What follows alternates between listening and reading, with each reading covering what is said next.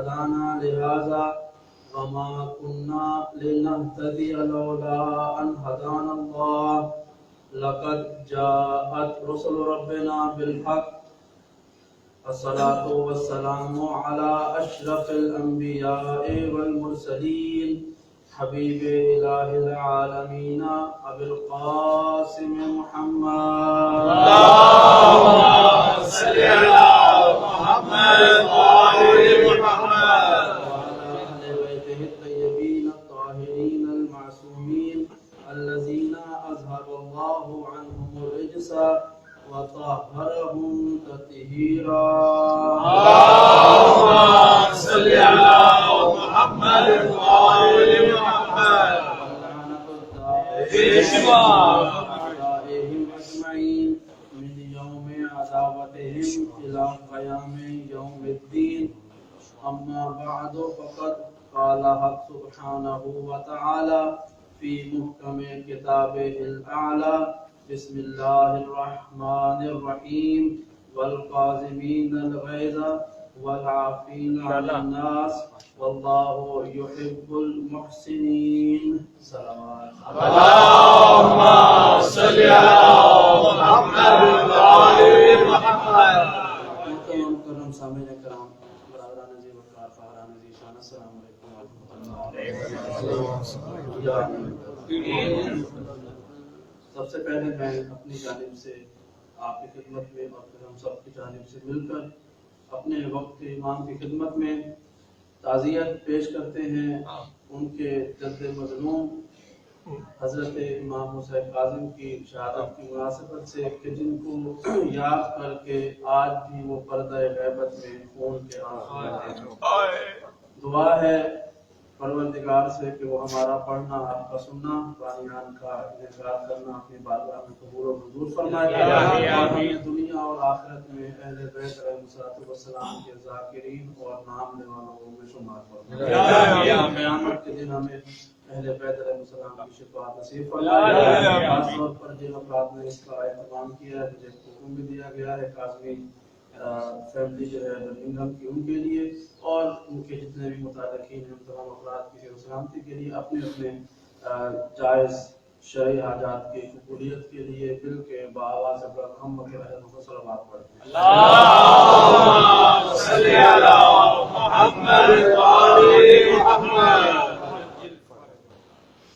پروردگار نے اپنی ایک کتاب جو ہمیں نعمت کے طور پر عطا کی ہے، اور اس کتاب کا امتیاز یہ ہے کہ یہ بتدریج نازل ہوئی اور جیسے جیسے نازل ہوتی رہی ویسے ویسے ہی یہ قیامت تک کے لیے ایک عسکری حقیقت بن گئی. یعنی یہ آیت، اس قرآن کا نزول بسم اللہ کے بعد اقرا سے ہوا، اقرا بسم ربک الذی خلق، اس وقت سے لے کر جو بھی آخری آیت نازل ہوئی، جو جو نازل ہوتی گئی ویسے ویسے وہ قیامت تک کے لیے قابل عمل ہوتی گئی. اس میں کوئی دو رائے نہیں ہے. ابھی اگرچہ بھی محسن ہاشمی صاحب نے اعلان کر دیا، لیکن میں بھی آپ کو بطور ذاکر اہل بیت ایک گزارش کر دوں. ہم جب قرآن کھولتے ہیں نا تو پہلا سپارہ کھولتے ہیں تو اللہ کا کلام نظر آتا ہے اس میں، دوسرا کھولتے ہیں تب بھی قرآن ہوتا ہے، دوسرا تیسرا کھولتے ہیں تب بھی، یہاں تک کہ آپ آخری سپارہ کھولیں تب بھی اللہ کا کلام نظر آئے گا. کبھی ایسا نہیں ہوتا کہ آپ پہلا سپارہ کھولیں الف لام میم، دوسرا کھولیں سیقول السفہاء، اور تیسرا کھولیں تلک الرسل، اور اس کے بعد جب چوتھا کھولیں تو وہاں پہ شیکسپیئر کا کلام نظر آ جائے. ایسا نہیں ہوگا، آپ کو قرآن نظر آئے گا پہلے سے لے کے آخر تک، پورا کا پورا قرآن. جو عزت اور احترام پہلے لفظ کی ہے، بسم اللہ کی ہے،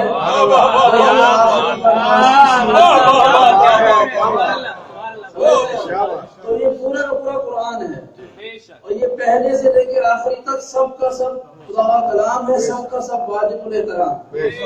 ٹھیک ہے، تو یہ کئی وقت کے درمیان میں آپ کو کچھ اور موضوع مل جائے، کسی اور کلام مل جائے، نہیں، یہ پورا کلام خدا کریم کا کلام ہے.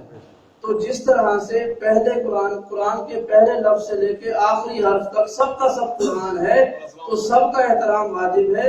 اسی طرح جب آپ مجلس کا انعقاد کرتے ہیں اور اس میں آتے ہیں، وہ جو ذاکر جو آواز کرنے والا سب سے پہلے پڑھتا ہے وہی مجلس پڑھتا ہے، وہی مجلس پڑھتا ہے، جو مولانا تقریر کرتے وہی مجلس ہوتی ہے، جو ہمارے پاس دعا خانی ہوگی وہی مجلس کا حصہ ہے۔ تو جس طرح سے پورے قرآن کو آپ بسم اللہ سے لے کے والناس کی سیر تک پورا کا پورا ایک ہی قرآن ہوتا ہے اور وہ سب کا سب خدا کا کلام ہوتا ہے، اسی طرح جب مجلس کا آغاز ہوتا ہے اور تلاوت قرآن شروع ہوتی ہے، مجلس کے اختتام تک جو بھی ذکر ہوتا ہے یہ سب غالب ہو ذکر ہوتا ہے۔ لہٰذا یہ نہ دیکھیں کہ اب اس وقت کون سا ذکر ہو رہا ہے، تلاوت ہو رہی ہے، ابھی سے قصہ ہو رہی ہے، ابھی ذاکر پڑھ رہا ہے، ابھی تو مولوی صاحب پڑھے ہوں گے، باقر پہ جائے گا، یہ نہیں کیجیے گا۔ ایسا نہ ہو کہ آپ آخری سپارے کے انتظار میں پہلے سارے سپارے ضائع کر دیں۔ کیا بات ہے، کیا بات ہے۔ لہذا اگر آپ کو خوش نصیب ہے، آپ کے پاس اتنا بڑا ادارہ ہے، مرکز ہے، کوئی مشکل بھی نہیں ہے، آپ کو مجلسیں بھی آپ کے دروازے پہ ہو رہی ہے، تمام افراد قریب پہ بھی رہتے ہیں، 10-15 منٹ وقت میں پہنچ جاتے ہیں، تو اس کو نعمت سمجھیے۔ پڑھنے والا کوئی بھی ہو، انعقاد کروانے والے کوئی بھی ہو، موضوع کوئی بھی ہو، یہ یاد رکھیے گا کہ کس کے ذکر میں جا رہے ہیں اور کس کے گھر میں جا رہے ہیں۔ نعرہ حیدری! آپ کو بتا دیا گیا ہے، آئیں گے تو سن لیں گے، نہیں آئیں گے تو نہیں سنیں گے۔ بہت سے لوگ ہیں جو نہیں بھی سن رہے، جو نہیں سن رہے ان کے نہ سننے سے نہ یہ ذکر بند ہو رہا ہے، نہ اس میں فرق پڑ رہا ہے، کیونکہ جو آتا ہے یہ اس کے لیے بھی سعادت ہے، جو پڑھتا ہے اس کے لیے بھی عزت ہے۔ لہٰذا کیوں نہ ہم مل کر ایک دوسرے کے لیے عزت اور رحمت کے حصول کا باعث بنتے ہیں۔ صلوات پڑھیں محمد علیہ اللہم صلی علی محمد وعلی محمد۔ آج کی شب مخصوص ہے حضرت امام موسیٰ کاظم سے۔ اللہم صلی علی محمد وعلی محمد۔ امامت کے تاج کے یہ 7ویں نگینے ہیں اور پروردگار کی بارگاہ تک پہنچنے کا نواں وسیلہ ہے۔ یہ آیت میں نے آپ کے سامنے تلاوت کی، پروردگار نے فرمایا کہ والقاظمین الغیظ والعافین عن الناس، لوگ وہ ہیں کہ جو اپنے غصے پر قابو رکھتے ہیں، پی جاتے ہیں، والقاظمین الغیظ اپنے غصے کو ختم کر دیتے ہیں، والعافین عن الناس اور لوگوں کو معاف کرتے ہیں، واللہ یحب المحسنین اور اللہ احسان کرنے والوں کو دوست رکھتا ہے۔ یہ آیت کا ترجمہ اور آپ کے سامنے اس کی تلاوت کی۔ واقعہ یہ ہوا اور یہ آیت کو تلاوت کی، واقعہ یہ تھا کہ حضرت امام موسیٰ کاظم کی ایک کنیز تھی کہ جس کا کام یہ تھا کہ وہ ہر روز صبح کے وقت امام کے تجدید وضو کے لیے پانی لے کے آتی تھی۔ بڑا دلچسپ واقعہ ہے۔ وہ وضو کے پانی لے کے آتی تھی، ایک مرتبہ امام اس وضو کی جگہ پر اس سے پہلے چلے گئے اور وہ پانی کا برتن لے کے اس نے جب دیکھا کہ امام پہلے پہنچ چکے ہیں تو وہ جلدی جلدی کرنے لگی تاکہ جلدی سے جا امام کو وضو کا پانی فراہم کرے، لیکن اس جلد بازی میں اس کا پاؤں الجھ گیا اور وہ سارا پانی امام کے اوپر گر گیا۔ اب اس کا وہ وضو کے لیے پانی تھا، امام کے اوپر گرا، اب وہ یہ کنیز تھی ڈر گئی، اس نے کہا کہ اب میں تو کنیز ہوں، غلام ہوں، محکوم ہوں، یہ حاکم ہے، یہ سردار ہے، یہ بادشاہ ہے، مجھے سزا دیں گے۔ اس نے فوراً سے جیسے ہی امام کے اوپر پانی گرا اس نے کہا بسم اللہ الرحمن الرحیم والقاظمین الغیظ،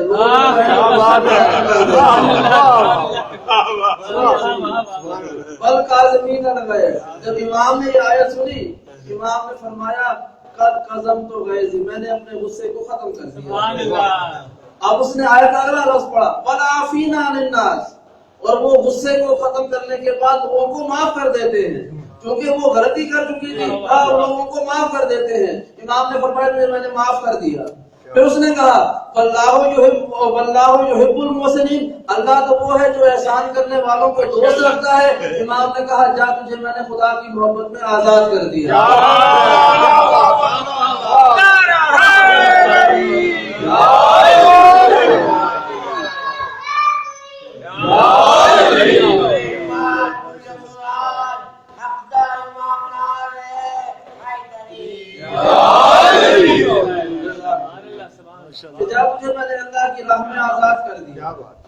کتنی عجیب بات ہے، یہ گفتگو کون کر رہا تھا؟ یہ کوئی فقیہ کی گفتگو نہیں تھی، یہ کسی امام کی بیٹی کی گفتگو نہیں تھی، امام کی بیوی نہیں تھی، امام کی ماں نہیں تھی، بلکہ امام کی ایک کنیز تھی۔ بھائی جن کے گھروں کی کنیزیں قرآن کی تلاوتوں سے مقصد حاصل کرتی،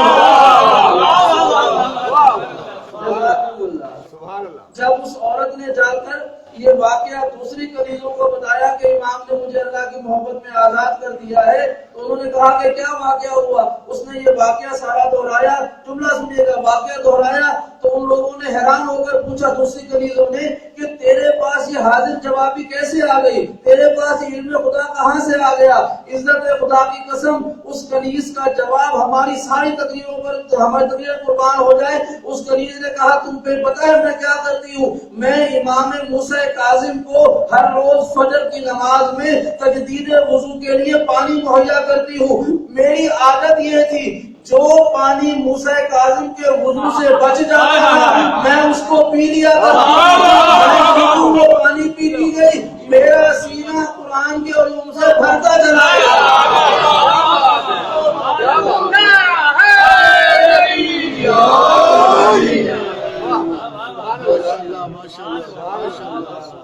جن کے وضو کے بچے ہوئے پانی سے ان کی کنیزوں کو قرآن کا علم حاصل ہو جائے اسے ہم موسیٰ کاظم کہتے ہیں۔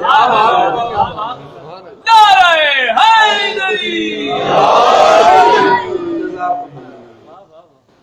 چونکہ میرا ایک مزاج ہے، میری کوشش یہ ہوتی ہے کہ جو موضوع ہو وہ صراط مستقیم پہ رہنا چاہیے، ہمیں یہ دائیں بائیں سروس اسٹیشن پہ رکنا نہیں چاہیے، ٹھیک ہے؟ سروس ایریز پہ روک کے جو تھک چکا ہو، یہ مولا کا ذکر ہے، یہ تو ہم میسا میں تمار کی طرح سونی تو ہم صراط مستقیم پہ چلیں گے۔ کچھ بیان کروں گا، میرے ساتھ ساتھ چلیے گا تاکہ مجھے معلوم ہو جائے کہ میں کیا بیان کر رہا ہوں، جو سننے والا ہے ان کو پتہ ہے کہ وہ کیا سننے کے لیے۔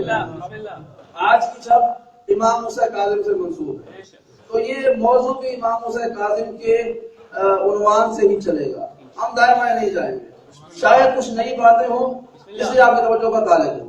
سلمان پڑھ دیں محمد و اہل بیت محمد۔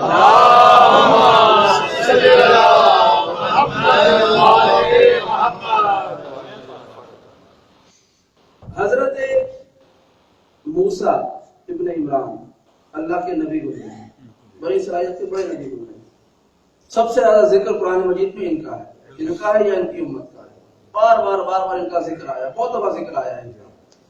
حضرت موسیٰ، یہ جو لفظ موسیٰ ہے نا یہ عبرانی زبان کا لفظ ہے، موسیٰ یہ دو لفظوں سے مل کر بنا ہے، مو کہتے ہیں پانی کو، سا کہتے ہیں لکڑی کو۔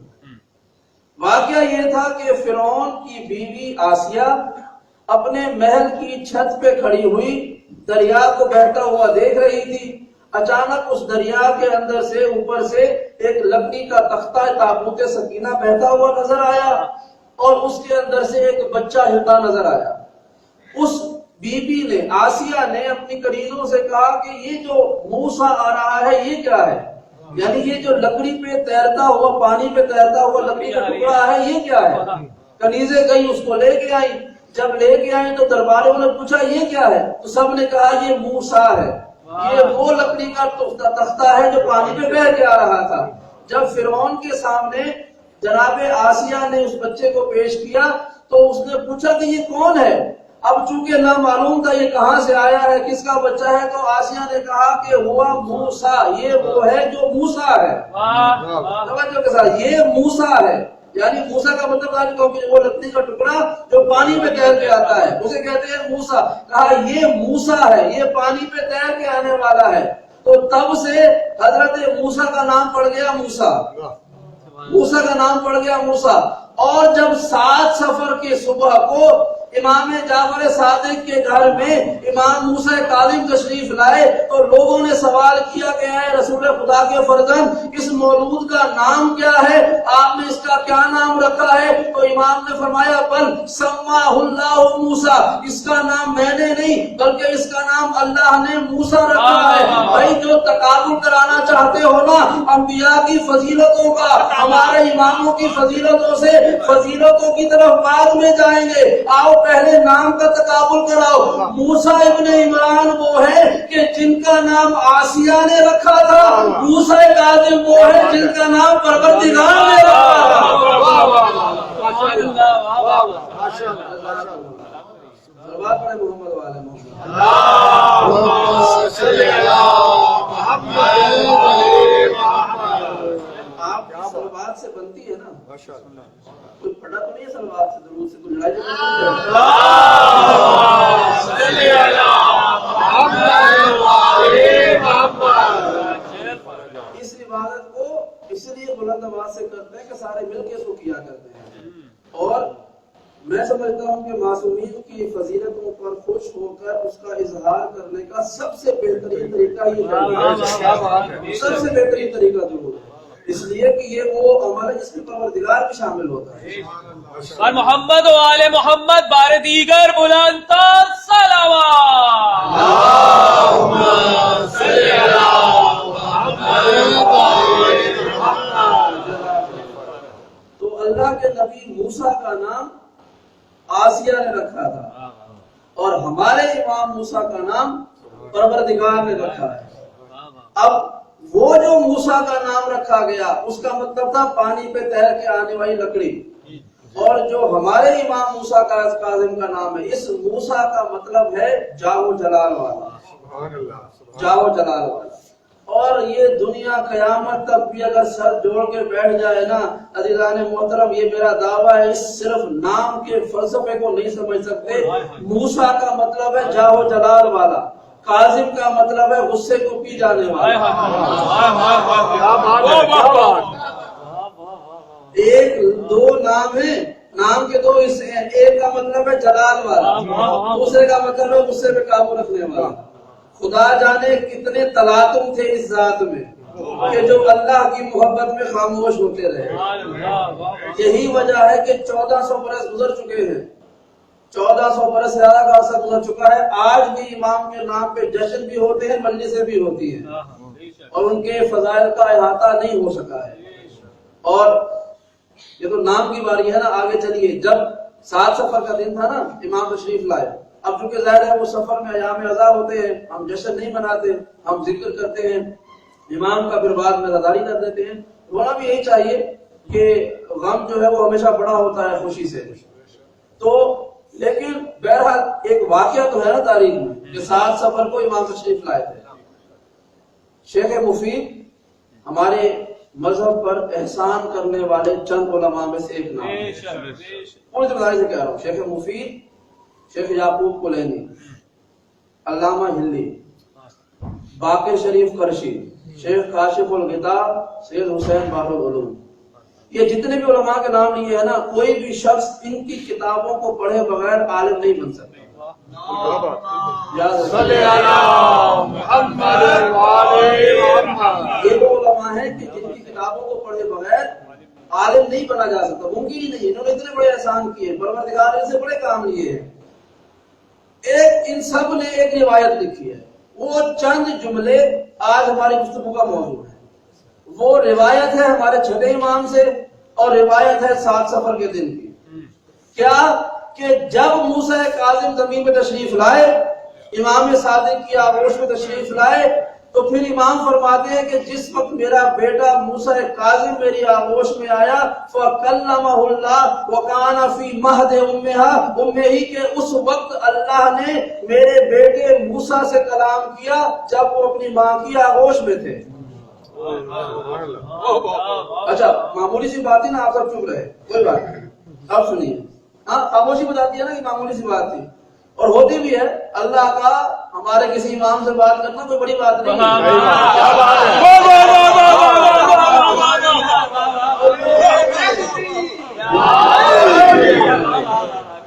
یہ کوئی بڑی بات نہیں ہے کہ اللہ نے مولا سے بات کر لی، یہ بات ایک دفعہ ہوا، یہ تو کئی دفعہ ہوتا رہا، اس لیے آپ نے بھی اس کو ہلکا لے لیا، کوئی ایسی بات نہیں۔ تو میں کہوں جی میں لندن سے آیا ہوں، اس پہ کون نعرہ لگائے گا؟ کوئی آتے رہتے ہیں، کوئی عام سی بات ہے، یہ پہلے ہی بات ہے، زندگی آئندہ بھی آتے رہیں گے۔ تو میں نے کہا جی امام سے اللہ نے بات کی، سب چپ رہے، کون سی بڑی بات ہے؟ کیونکہ ہمارے پہلے سے بھی اللہ نے باتیں کی ہیں، بلکہ یوں کہوں کہ جو ہمارا سب سے بڑا تھا، جب اس سے بات کی تب بھی ہمارے امام کے لہجے میں بات کی۔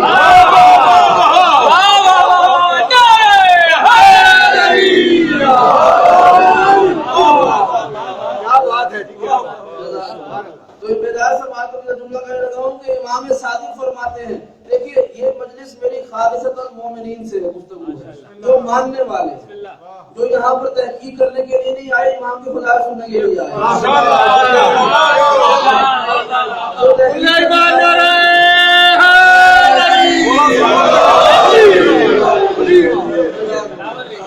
کرنے آیا ہے نا، میں اس کے لیے بلا معاوضہ یہاں پہ دوبارہ آنے کو تیار ہوں، لیکن یہ مجلس ذکر اہل بیت کے لیے اس کو یوں سننے کا حق ہے۔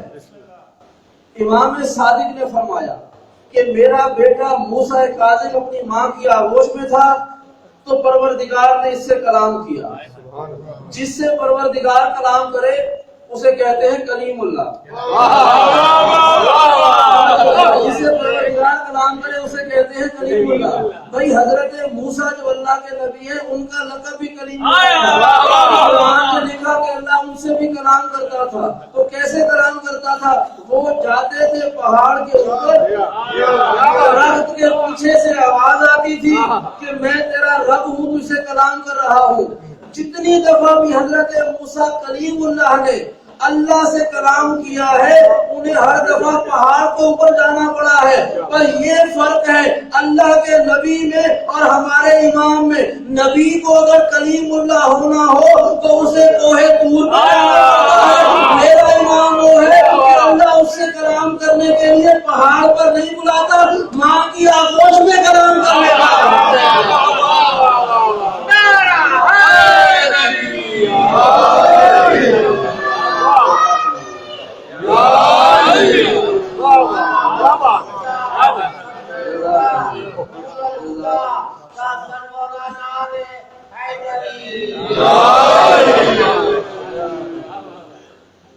کہ وہ اور ہیں جنہیں کلیم اللہ بننے کے لیے کوہ طور پہ جانا پڑتا ہو، یہ وہ ہیں کہ اللہ انہیں ماں کی آغوش میں کلام کرتا ہے۔ اور کلام کیا کیا؟ یہ 5 جملے سن لیجیے گا۔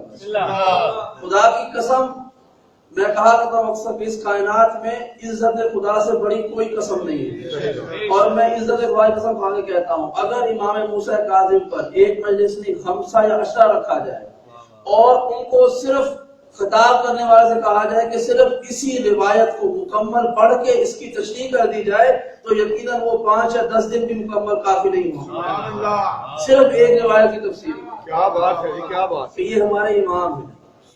اور جملہ سننے کے پروردگار میں لیکن تفصیل نہیں کہا گا، صرف چند جملے ترجمہ اور اس کے ساتھ ساتھ اس کا خلاصہ۔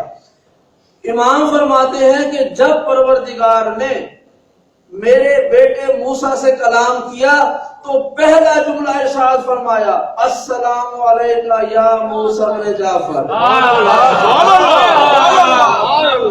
السلام علیکہ یا موسیٰ بن جعفر، اے جعفر کے بیٹے موسیٰ تجھ پر سلام، تجھ پر سلام۔ یہ جو ہم مومن آپس میں ملتے ہیں نا تو ایک فارمیلٹی پوری کرتے ہیں، السلام علیکم، ایک فارمیلٹی ہوتی ہے نا، چاہے ہم اس سے راضی ہوں یا راضی نہ ہوں، ناراض ہوں، الیکشن میں اس کے خلاف ووٹ دیا ہوگا لیکن جب ملے گا سلام کر لیں گے کہ آپ کو سلامتی ہو۔ یہ دنیا کا دستور ہے اور رسول کا فرمان بھی ہے کہ جب مومن مومن سے ملے تو سلام کیا کرے اور سلام کرے، اور جو مومن جس پر سلام کیا جائے اس پر واجب یہ ہے کہ سلام کا جواب اسی طرح دے یا اس سے بہتر انداز میں دے۔ تو ہم کیا جملہ کہتے ہیں؟ آپ پر سلام ہو، میں آپ پہ سلام بھیجتا ہوں، آپ اس کے بعد مجھ پہ سلام بھیجتے ہیں۔ یہ جو میرا آپ کو سلام بھیجنا ہے یہ میرے معیار کے مطابق ہے، جو آپ جواب میں سلام کہتے ہیں وہ آپ کے معیار کے مطابق ہے۔ قربان جائے اپنے امام کی عظمت پر کہ جس پر پروردگار کہہ رہا ہے کہ موسیٰ کاظم آپ پر سلام ہو، اب جب یہ اللہ سلام بھیج رہا ہے تو یہ میرے اور آپ کے معیار پر نہیں، اللہ اپنے معیار پر۔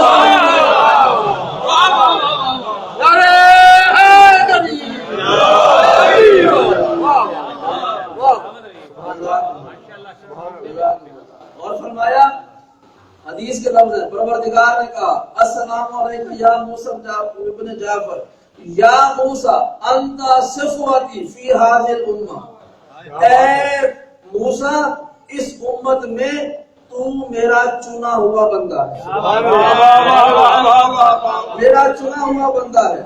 لیکن کمال جائے اس لفظ پر کہ جو پروردگار نے فرمایا کہ تو میرا چنا ہوا بندہ ہے۔ چنے ہوئے کے لیے بڑے لفظ ہیں اور بھی بہت سارے اور لفظ ہیں، لیکن پروردگار نے کہا انت صفوت اللہ، تو میرا مصطفیٰ بندہ ہے۔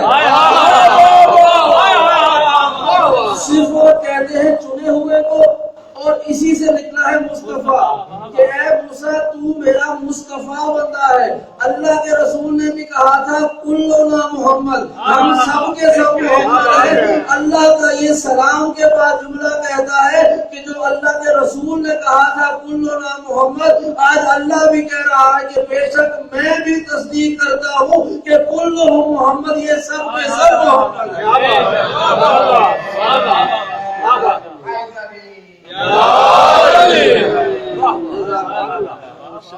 کہ تو میرا اس دنیا میں اس امت میں مصطفیٰ بندہ ہے۔ اب سنیں قرآن مجید کی آیت، الحمدللہ والسلام علی عبادہ الذین اصطفیٰ۔ اللہ کہہ رہا ہے کہ ساری حمد ہے اللہ کے لیے، الحمدللہ، جتنی بھی حمد ہے وہ سب اللہ کے لیے ہے۔ والسلام علی عبادہ الذین اصطفیٰ، اور سارا سلام ہے ان بندوں پر جنہیں اللہ نے مصطفیٰ بنایا ہے۔ یہ حدیث نہیں ہے، یہ قرآن ہے، یہ قرآن ہے کہ ساری حمد اللہ کے لیے ہے اور سارا سلام ان بندوں کے لیے ہے جنہیں اللہ نے مصطفیٰ بنایا ہے۔ اللہ یہ نہیں کہہ رہا کہ تم ان کے لیے کہ میں ساری حمد میرے لیے ہے، اور پھر کہہ رہا ہو کہ کسی مصطفیٰ کے لیے سلام ہے اور کسی مصطفیٰ کے لیے رضی اللہ ہے۔ اور کہہ رہا ہے کہ جو بھی مصطفیٰ ہے اس پر سلام ہے۔ جزاکم اللہ۔ پروردگار نے فرمایا کہ اے موسیٰ کاظم تو اس امت میں میرا مصطفیٰ بندہ ہے۔ اگلا لفظ سنیں گے، فرمایا کہ وہ صدروں کا امین و سری، اور یہ جو تیرا سینہ ہے یہ میرے رازوں کا امانت دار ہے۔ یہ تیرا سینہ میرے رازوں کا امانت دار ہے، امین ہے میرے رازوں کا، تیرا سینہ میرے رازوں کا امین ہے۔ وَلِسَانُ کا موضع بیان علمی، اور جو تیری زبان ہے یہ میرے علم کے بیان کرنے کا مرکز ہے۔ کہ موسیٰ جو تیرا سینہ ہے یہ میرے رازوں کا امین ہے، امانت دار ہے، تیری زبان میرے علم کو بیان کرنے کا مقام اور مرکز ہے۔ پروردگار نے حضرت موسیٰ کاظم کے بدن کے دو حصوں کا ذکر کیا، ایک زبان کا ایک سینے کا۔ تیری زبان میرا علم بیان کرتی ہے، تیرا سینہ میرے رازوں کی امانت دار ہے۔ عجیب بات ہے، سارا بدن ہے، آنکھیں ہیں، ہاتھ ہے، کان ہے، مولا کائنات کی طرح سارا بدن ہے جس کی نسبت اللہ کے ساتھ ہے، لیکن اس جگہ پہ پروردگار نے صرف دو جگہوں کا ذکر کیا ہے، یا زبان کا یا سینے کا، کہ زبان میرا علم بیان کرتی ہے، سینہ میرے رازوں کی امانت دار جگہ ہے۔ عجیب بات ہے، موسیٰ کاظم سے کہہ رہے ہیں تیرا سینہ میرے رازوں کی امین ہے اور تیری زبان میرے علم کا مرکز ہے۔ ابھی ہم قرآن کھول رہے تھے، اچانک ہمیں اسی موسیٰ نبی اللہ کی دعا مل گئی، رب اشرح لی صدری،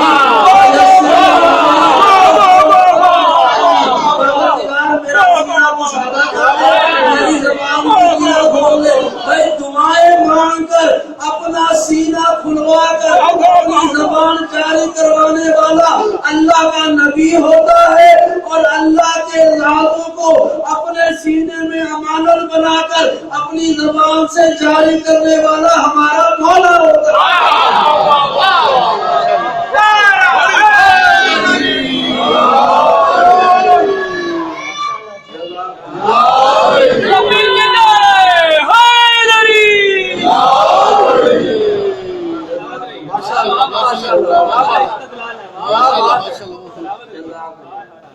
کہ وہ نبی دعا مانگ رہا تھا میرا سینہ کھول دے، میری زبان کی نقطہ دور کر دے، اور یہاں اللہ کہہ رہا ہے کہ تجھے مانگنے کی ضرورت نہیں ہے، میرا سینہ میرے رازوں کی امانت دار جگہ بن کر آیا ہے، اور تجھے کیا ضرورت ہے کہ تو زبان کی گرہ کھولنے کی دعا کرے، تیری زبان تو میرا علم بیان کرتی ہے۔ اب جتنا فرق مانگنے میں اور بغیر مانگے عطا ہونے میں ہے، اتنا فرق موسیٰ ابن عمران اور موسیٰ ابن جعفر میں ہے۔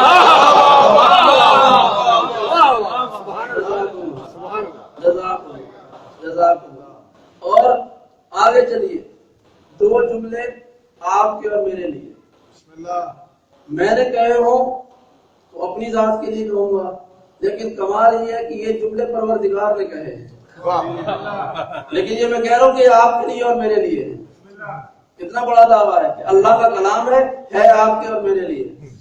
کہا کسے ہے؟ اسے کہ جس کا سینہ اللہ کے رازوں کی امانت دار ہے اور جس کی زبان پروردگار کا علم بیان کرتی ہے۔ کیا فرمایا کہ اے موسیٰ، وہی کبھی گفتگو کا خلاصہ تسلسل ہے کہ بیکا واب من تولا کا، اور جب تو رحمتی، پروردگار نے فرمایا اے موسیٰ کاظم تیرے لیے اور جو تجھ سے تیرے ولایت رکھنے والا ہے اس کے لیے، اور جب تو رحمتی، میں نے اپنی رحمت کو واجب کر دیا۔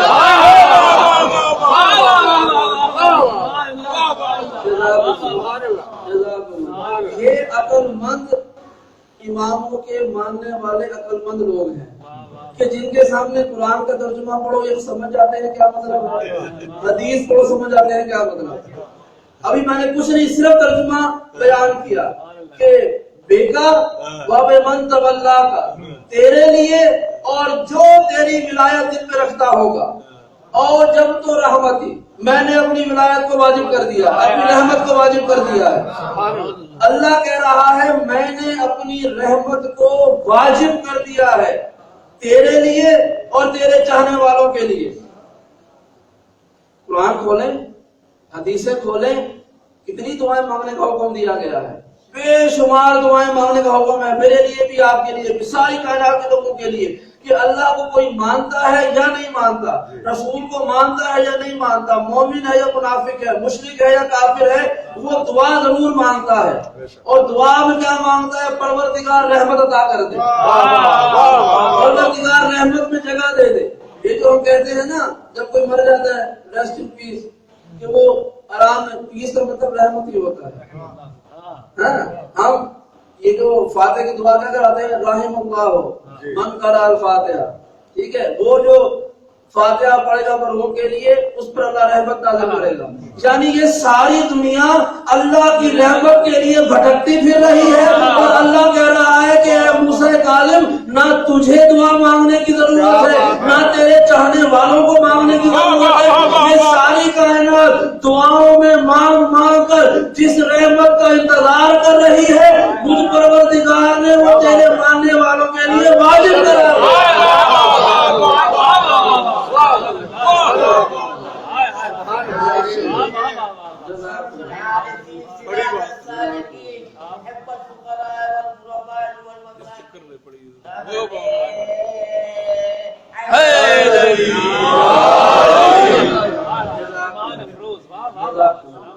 میں نے آپ سے تولا رکھا، محبت رکھی، آپ کے پیچھے چلا، ماننے والا اپنی رحمت کو واجب کر دیا، واجب کر دیا ہے۔ اور جو دوسرا جملہ ہے وہ سنیے گا، فرمایا کہ میں نے تیرے اور تیرے چاہنے والوں کے لیے اپنی رحمت کو واجب کر دیا، وَأَحَلَّ لَهُمْ، ان کے لیے جائز قرار دے دیا، اجازت دے دی ہے، مقام فی جواری، کہ وہ میرے جوار میں جگہ حاصل کر لیں، کہ وہ میرے جوار میں جگہ حاصل کر لیں۔ میں نے ان کے لیے اجازت دے دی ہے کہ وہ میرے جوار میں جگہ حاصل کر لیں۔ جس کے جوار میں جگہ مل جاتی ہے وہ اسے کہتے ہیں کہ اس کے قریب ہے، اس کے قریب ہے.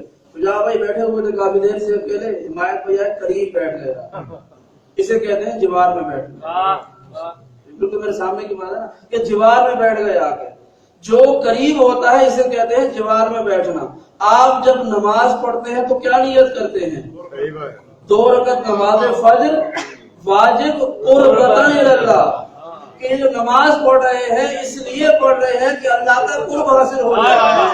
روزے رکھتے ہیں قربتاً اللہ, حج کرتے ہیں اللہ کا قرب حاصل کرنے کے لیے, جہاد میں گردن کٹوانے کو تیار ہو جاتے ہیں, دعا یہ ہوتی ہے اللہ کا قرب مل جائے.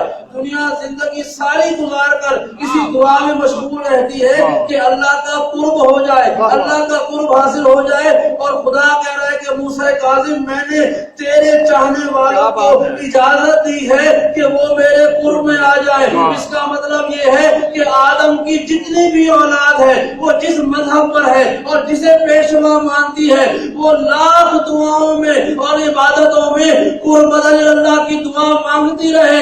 یہ قربت صرف اسے ملے گی جو موسیٰ کاظم کی ولایت پر قائم ہو.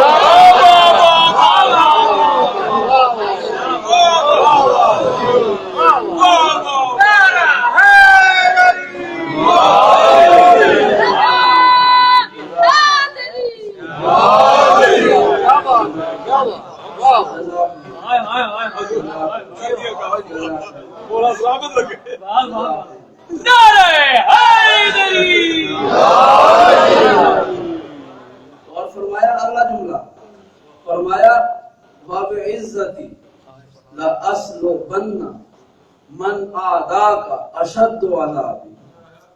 یہ جملہ نہ میرے بارے میں نہ آپ کے بارے میں.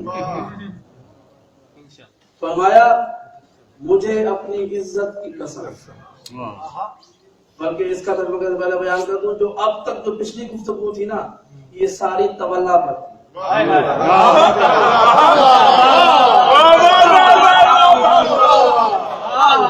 ہم سب جو گفتگو تھی نا سارے تولا پر, تو یہ جملہ ہے نا یہ خالص تبرے والا جملہ ہے, یہ خالص تبرے والا جملہ ہے. اور کمال یہ ہے کہ اب تک جو تبرے والی گفتگو ہوئی تھی کسی پہ قسم نہیں کھائی, اور جیسے ہی تبرے والا لفظ استعمال کیا پہلے کہا وَبِعِزَّتِي مجھے اپنی عزت کی قسم, مجھے اپنی عزت کی قسم, لَأَسْلُبَنَّ مَنْ آدَاكَ أَشَدُّ عَذَابِي, کہ جو تیرا دشمن ہوگا اسے میں شدید ترین عذاب سے دوچار کروں گا, اسے شدید ترین عذاب سے دوچار کروں گا. اب جملہ سنیے, یہاں سنا ہے تبلا تو تبلا. تبرے کی اہمیت یہ ہے کہ پروردگار قسم کھا کر کہہ رہا ہے کہ تیرے دشمن کو نہیں چھوڑوں گا, تیرے دشمن کی معافی نہیں ہے. اشد عذاب, شدید ترین جو میرا عذاب ہے وہ تیرے دشمن کو دوں گا. لیکن رسالت مآب کا ایک لقب ہے شافع, ایک لقب ہے شفیع. یہ شفاعت کرنے والے ہیں. شفاعت کیا ہوتی ہے؟ شفاعت یہ ہوتی ہے کہ قیامت کے دن معصومین اپنے اختیار کے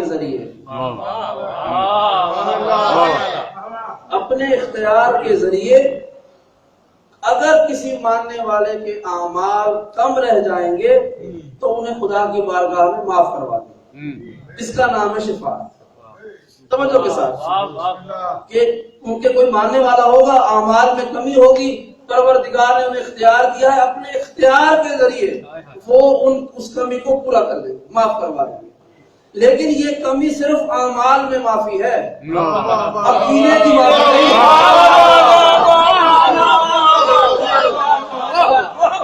عقیدے کی کمی کی معافی نہیں ہے.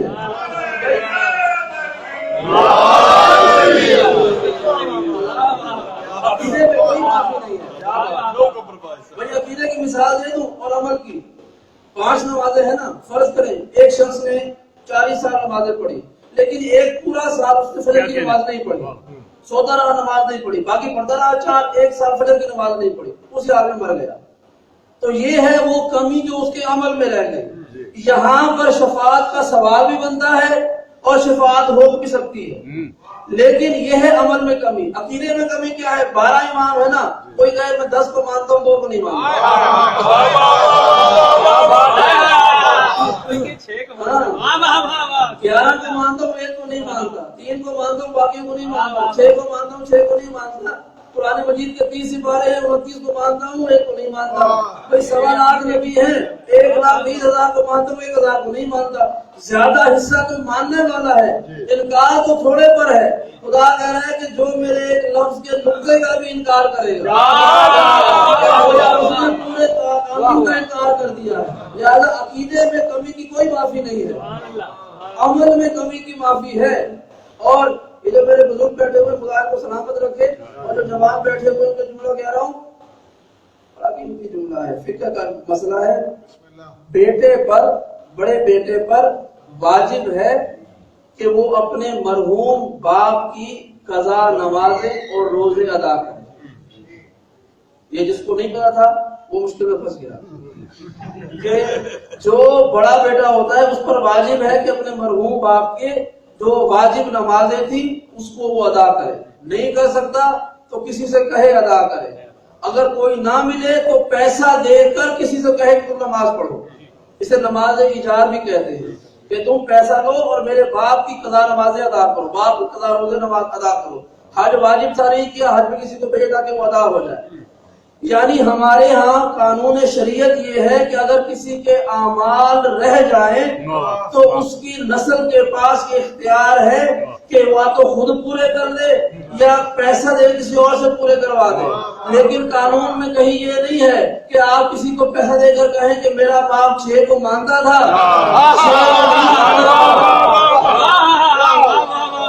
या मेरे बाप ने मौला कायनात की विलायत का इनकार किया था, तुम उसकी तरफ से कलमा पढ़ दो।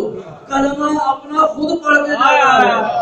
लिहाजा आमाल में शिफात है, अकीदे में शिफात नहीं है। अब इमाम फरमा रहा है, खुदा फरमा रहा है कि ऐ मूसा काज़िम, तेरे दुश्मनों को अशद्दुल अज़ाब, जो मेरा सबसे सख्त अज़ाब है वो उससे 2-4 करूंगा। लेकिन या परवरदिगार, आपके तो रसूल का लक़ब है शाफ़े। अगर कोई मूसा काज़िम का दुश्मन आ गया और वो मुस्तफा का उम्मती हुआ, उसने अपने बाप से सवाल कर दिया कि आप शफी है, मेरी शिफात करें, तो अब मुश्किल मरहला आ गया। यहाँ खुदा कह रहा है दुश्मन को माफ नहीं करूंगा और फिर खुद कह रहा है कि मोहम्मद शिफात भी करेंगे।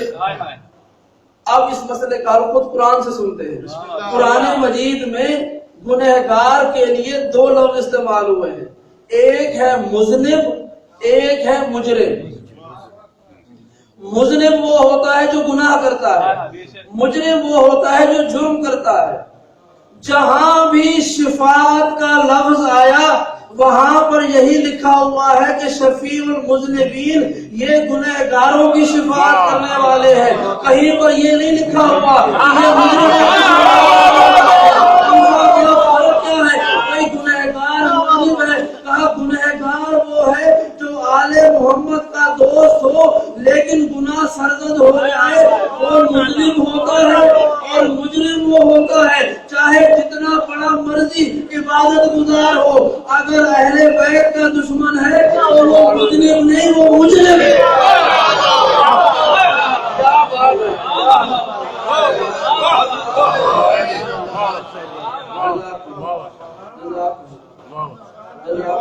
कुरान में पढ़ा आपने, आज ही जहन्नमुल्लती कुंतुम तुअदून, ये वो जहन्नम है जिसका तुमसे वादा किया गया था। इस लौहा अय्युहल मुजरिमून, ऐ मुजरिमों जाओ इसमें दाखिल हो जाओ। जज़ाकुमुल्लाह। और यहाँ तक परवरदिगार की गुफ्तगू खत्म हुई। बस आखिरी 2 जुमले, मुझे इस घड़ी में सामने है, तवील नहीं करूंगा, ऐसा हो कल को आप आएंगे कि अब यहाँ तक गुफ्तगू खत्म हुई परवरदिगार की। अब इमाम ने जवाब दिया।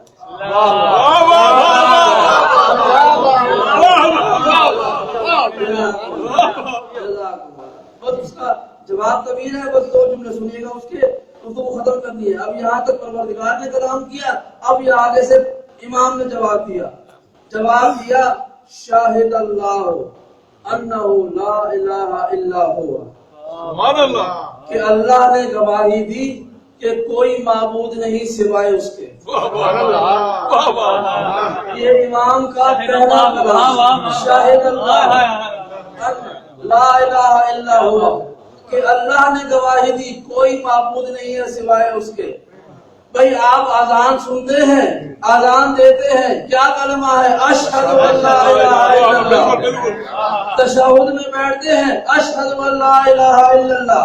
نماز ہو یا اذان ہو یا اقامت ہو، جہاں پر بھی اللہ کی توحید کی گواہی ہوتی ہے تو آپ کہتے ہیں میں گواہی دیتا ہوں کہ اللہ ایک ہے، اشہد اللہ، کہ میں گواہی دے رہا ہوں۔ اور یہاں موسیٰ کاظم کہہ رہے ہیں شاہد اللہ انہ لا الہ الا اللہ، اللہ نے گواہی دی کہ اس کے علاوہ اور کوئی الہ نہیں ہے۔ بھئی فرق یہ ہے کہ اللہ کی توحید کی گواہی اگر ہم لوگ دیں گے تو وہ ہماری زبان سے ہے، اور موسیٰ کاظم وہ ہے کہ جو توحید کی گواہی بھی خود توحید کی زبانی دیتے ہیں۔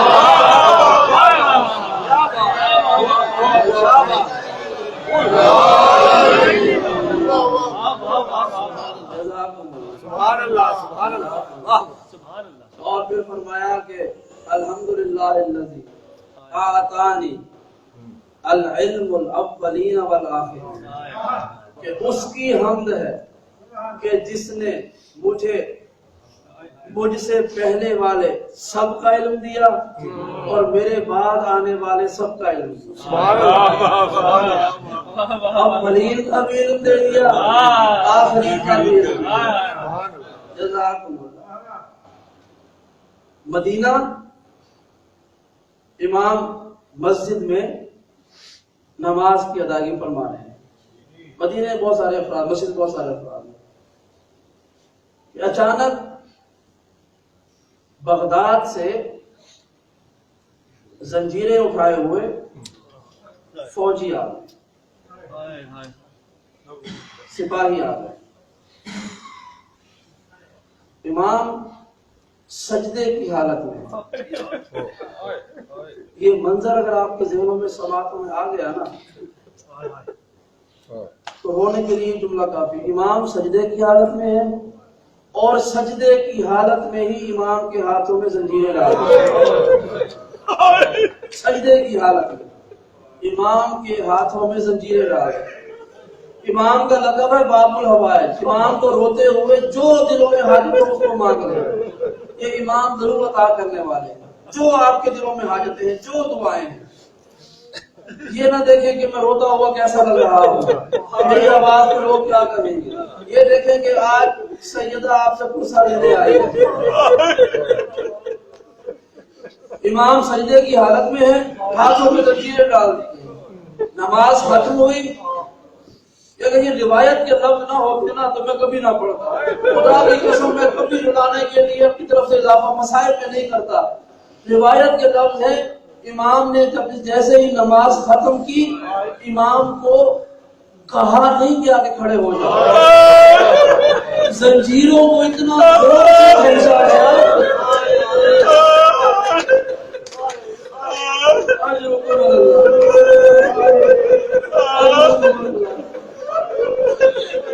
اور ساتھ میں اس قاتل کا،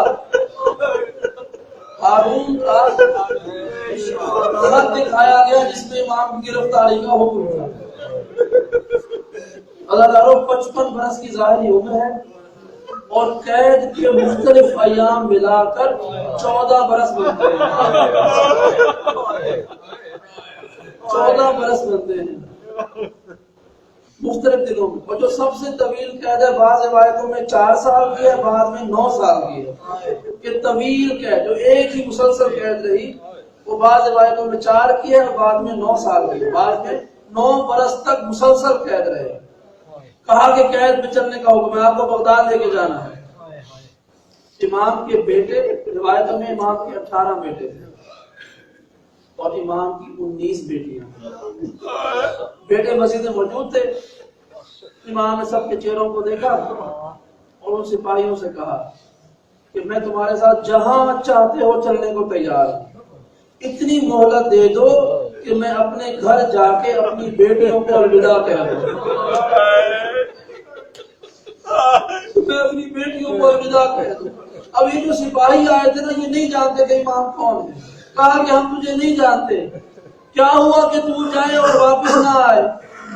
مجھے ہمیں اس مسجد میں جو لوگ موجود ہیں نا، کوئی ضامن دے کے جا، جو ضمانت دے کہ تو جائے گا اور واپس آئے گا۔ امام کی غربت پر ہماری نسلیں قربان ہو جائے۔ تاریخ کے لفظ ہے، امام دائیں جانب دیکھتے تھے، دائیں جانب والا رخ پھیر لیتے تھے، بائیں جانب دیکھتے تھے، بائیں جانب والا رخ پھیر لیتے تھے۔ کوئی ضمانت دینے والا نظر نہیں آیا۔ مسجد کے آخر میں ایک بوڑھا شخص کھڑا ہوا تھا، اس نے کہا کہ میں ضمانت دیتا ہوں، اسے جانے دو، میں ضمانت دیتا ہوں۔ امام چلے گئے تو لوگوں نے سوال کیا کہ تو نے کیوں ضمانت دی، تو کیسے جانتا ہے؟ جملہ سنیں گے، وہ شخص کہتا ہے کہ میں ایک عرصے سے موسیٰ کاظم کا پڑوسی ہوں، ان کے گھر کے ساتھ میرا گھر ہے، مجھے آج پتا چلا ہے کہ اس کی بیٹیاں بھی ہیں۔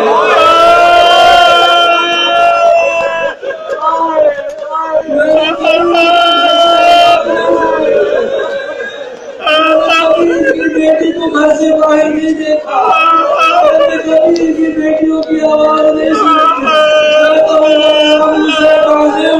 بڑی خوش نصیب تھی آپ کی بیٹیاں، کسی نے آواز نہیں سنی۔ ایک وہاں چلے، کوفہ کا بازار، شام کا بازار، ہر موڑ پر روک کر اعلان کیا جاتا، اے تماشائیوں، یہ علی کی بیٹیاں۔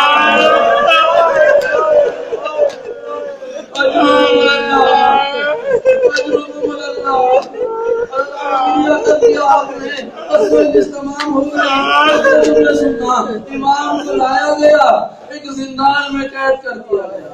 یہ آخری قید کا حال سن لیجیے۔ یہ میرے باہر مظلوم امام ہیں کہ جن کی زندگی کا بڑا حصہ 7 قید خانوں میں بسر ہوا۔ 7 قید خانوں میں امام کو رکھا گیا، اور جو سب سے بڑا مشکل قید خانہ تھا وہ سب سے آخری تھا۔ اس قید خانے کے جو مالک تھا، اس کا نام تھا سندی بن شاہد۔ یہ ایک یہودی تھا اور ہارون رشید کا خاص تھا۔ اس کے زندان کا اگر منظر بیان ہو جائے نا، خدا کی قسم قیامت تک رونے کے لیے کافی ہے۔ اس کے زندان کا منظر یہ تھا کہ ایک گہرا کنواں جس میں کوئی اندھیرا، کوئی روشنی کی جگہ نہیں، اور چھوٹا سا دروازہ۔ یہاں تک تو بات ختم ہوئی۔ اب سنیں گے چھت کیسی تھی۔ تاریخ میں ملتا ہے کہ دیواروں میں دونوں طرف سے نیزے کی انیاں جمع ہوئی اور چھت سے لوہے کی سلاخیں لٹکی ہوئی۔ 14 برس کا یہ جو قیدی تھا، جب آخری قید خانے میں آیا تو تاریخ یہ کہتی ہے کہ جب وہ اس طرح کے قید خانے میں آ گئے تھے کہ اگر وہ رکوع سے سر اٹھاتے تو لوہے کی سلاخیں جسم میں پیوست ہو جاتی، کبھی دائیں پہلو بدلتے تو دائیں سے نیزے کی انیاں لگ جاتی، بائیں پہلو بدلتے تو نیزہ لگ جاتا۔ اور اس طرح کا ایک اور بھی فرد گزرا ہے۔ تاریخ جملہ سنیں گے، تاریخ یہ کہتی ہے کہ جب قمر بنی ہاشم کو، مولا عباس کو جب گھوڑے سے گرایا گیا، ہر طرف سے لوگ تلواریں لے کر آ گئے۔ کوئی آپ کے ٹانگ پر حملہ کرتا تھا، کوئی آپ کے بازو کاٹ کے لے گیا، کسی نے آپ کے بدن کا کوئی حصہ کاٹا۔ تاریخ کا جملہ ہے، عباس تڑپنا چاہتے تھے لیکن جسم نہیں ملتا تھا۔ عباس تڑپتے تھے لیکن جسم نہیں ملتا تھا۔ موسیٰ کاظم وہ ہے کہ وہ تڑپتے تھے، تڑپنے کی جگہ نہیں ملتی۔ اجرکم اللہ، اجرکم اللہ۔ ازادار روایتوں میں 23 رجب کو سندی بن شاہد نے امام کو زہر دی، آپ کو زہر دی۔ 25 رجب کو وہ قیامت کا دن آیا کہ جب وہ کپڑا کہ جو امام کے بدن کے اوپر ہوتا تھا وہ حرکت نہیں کرتا تھا۔ اب یہ امام کا تابوت آنے والا ہے۔ کاش اتنے لوگ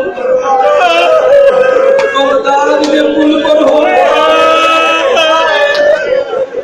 مظلوم کا 3 دن تک پڑا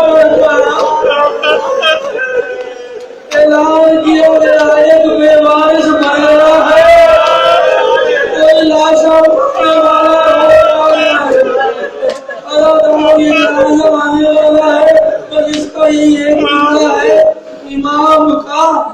میں وزن کم تھا